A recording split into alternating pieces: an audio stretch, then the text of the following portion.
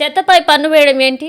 జగన్ అలాగే పన్నుల భారంతో అల్లాడుతున్న వ్యాపారులు, ప్రజలు అలాగే ఛాలెంజింగ్లు నవ్వుకోవడానికే తప్ప అభివృద్ధికి పనికిరావన్నారు. టీడీపీ హయాంలో రాష్ట్రాన్ని అభివృద్ధి పదంలో ముందుకు వెళ్లాము. అలాగే నెల్లూరు 6వ డివిజన్లో అట్టహాసంగా జరిగిన బాబు షూరిటీ భవిష్యత్కు గ్యారంటీ కార్యక్రమాన్ని మాజీ మంత్రి పొంగూరు నారాయణకు ఘనంగా స్వాగతం పలికారు టీడీపీ శ్రేణులు, ప్రజలు. ఇక నెల్లూరులో మాజీ మంత్రి పొంగూరు నారాయణ దూకుడు పెంచారు. పదునైన మాటలతో ప్రత్యర్థి పార్టీ నేతలకు అంతకంత ధీటుగా చమత్కారంగా సమాధానం ఇచ్చారు.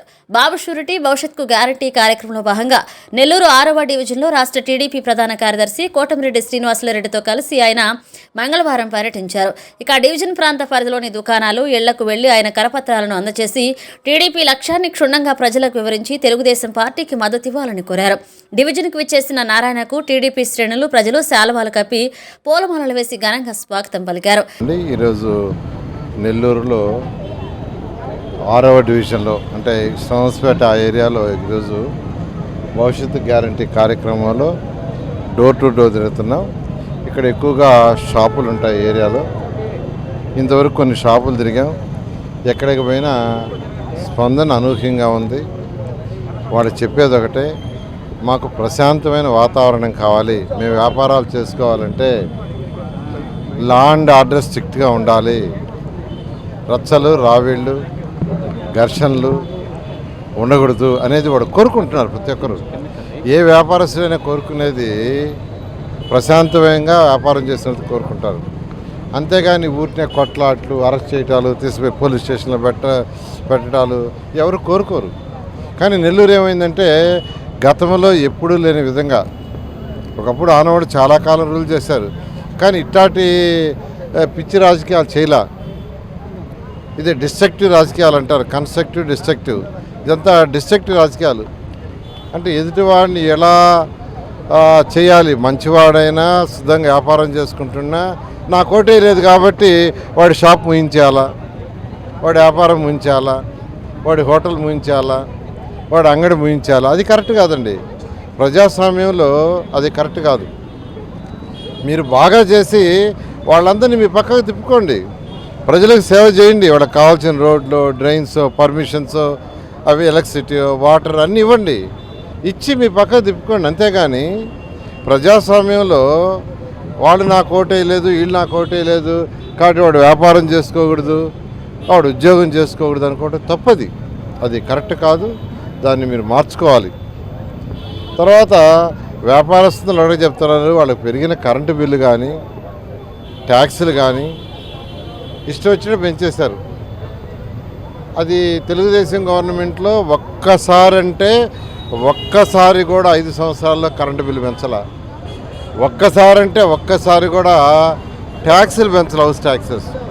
అసలు చెత్త పని అనే ఆలోచనే మాకు రాలా. అసలు ఆలోచన, కాన్సెప్టే రాలా. అది జగన్మోహన్ రెడ్డి గారికి ఎలా వచ్చిందో తెలియదు, కానీ మాకు అలాంటి ఆలోచనే లేదు. తర్వాత ఈ ఛాలెంజింగ్లు ఇవన్నీ ఏంటంటే ఒకరోజు టీవీలో నవ్వుకోవటానికి, ఆనందపడటానికేనండి. ప్రజలకు సేవ చేయాలా. మీకు ప్రజలు మిమ్మల్ని ఎన్నుకున్నారు, నన్ను ఎన్నుకోలా. ప్రజలు నన్ను ఎన్నుకోలేదు, ఎన్నుకున్నది మిమ్మల్ని. ప్రజలకు సేవ చేయాల్సింది మీరు, ప్రజలకు రోజు అవ్వడాల్సింది మీరు, వీధి తిరగాల్సింది మీరు, ఇల్లు తిరగాల్సింది మీరు, నేను కాదు. అంతేకాదు 2014లో నేను నెల్లూరు నుంచి ఎలక్ట్ కావాలా. ప్రజాస్వామ్యం మన యొక్క సిస్టమ్ ఏంటంటే పార్లమెంటుకి ఒకరు ఎన్నుకుంటారు, ఎమ్మెల్యేకి ఒకరు ఎన్నుకుంటారు, ఒక్కొక్క మున్సిపల్ దాంట్లో డివిజన్కి ఒకరిని ఎన్నుకుంటారు. డివిజన్కి ఎన్నుకున్న వాళ్ళు ఆ డివిజన్ అంతా తిరగాల. కాన్స్టిట్యున్సీకి ఎన్నుకున్న వాళ్ళందరూ తిరిగి సేవ చేయాలా. ఓడిపోయిన వాళ్ళు కాదు, మేము మిమ్మల్ని క్వశ్చన్ చేయాలా. కానీ మీరు మమ్మల్ని క్వశ్చన్ చేస్తున్నారు. వింత, అది కూడా వింతే. నేను అసలు ఎమ్మెల్సీ నుంచి మినిస్టర్ అయ్యా. రాష్ట్రంలో 114 మున్సిపాలిటీని డెవలప్ చేశా. నెల్లూరులో పుట్టి పెరిగినందుకు నా బాధ్యతగా నెల్లూరుని డెవలప్ చేశా. నెల్లూరులో పుట్టి పెరిగినందుకు, నేను ఇంత స్థాయికి వచ్చినందుకు నా బాధ్యతగా చేశా. నేను కంటెస్ట్ చేయలా. 2014లో గెలవల, ఓడిపోవాలా, 2 జరగల. గెలిచింది మీరు, సేవ చేయాల్సింది మీరు. ఎంతసేపటికి ఛాలెంజ్ ఏం ఛాలెంజ్కి రావాలా? మీరు తిరగాలి డోర్ టు డోర్, నేను కాదు. మన వర్షం వచ్చింది, వర్షంలో మీరు తిరగాల, మా కార్యకర్తలు తిరిగారు. నేను ఢిల్లీలో ఉన్నా, వాళ్ళ మీద ఫోన్లు చేస్తే పరిగెత్తారు, ఎక్కడికి పోయినా చెప్తున్నారు. నిన్న యాక్చువల్గా నేను బోడిగోడ తోటకు పోయాను. సార్ మీ వాళ్ళు వచ్చారు, ఫుడ్ పెట్టారు, టార్పాలను పట్లు ఇచ్చారు, కానీ మేము ఎన్నుకున్న నాయకులు రాలేదు నిక్కచ్చిగా చెప్తున్నారు. పోండి వాళ్ళ దగ్గరికి పోయి అడగండి. వాళ్ళ యొక్క షెడ్ల మీద, వాళ్ళ యొక్క రేకుల షెడ్ల మీద చెట్లు పడిపోతే ఇన్ని రోజులు క్లియర్ చేయలా. నేను సొంత ఖర్చులతో ఒక మిషన్ పంపించా, కటింగ్ మిషన్ నేను పంపించా.